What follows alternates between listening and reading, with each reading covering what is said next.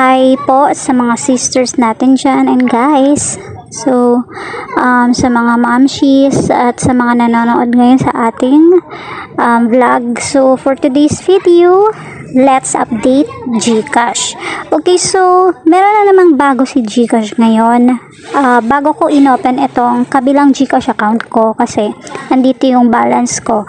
At nakita ko, trinay ko siyang i-click itong borrow.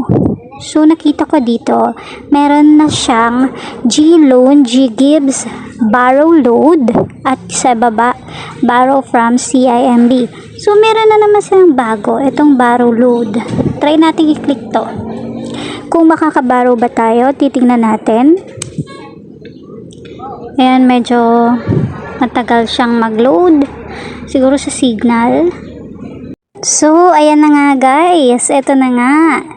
Okay, see, meron sila ditong mga requirements. Ayan.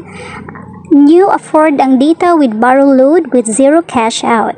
So, borrow load now. Ayan, mga kailangan. So, ito na nga, para makapag-avail tayo nitong borrow load nila, kailangan dito spell fully verified yung GCash account, Filipino citizenship with valid ID, 21 to 65 years old, yung age na makakabaro dito, verified email address and qualified G-score, and a good credit history. So, para makahiram, gamitin ng tuloy-tuloy ang mga ito. Okay, so kailangan pala nating gumamit ng mga kung anong meron sa GCash, no, gaya ng cash in, kailangan nating mag-pay QR, through QR code, pay bills, G-invest, at save, at meron pang iba siguro, no? So, yan yung mga kailangan natin para makapag-avail tayo. Pero I think, mukhang pwede tayo dito. Basta may G-score kayo at ginagamit nyo yung GCash nyo.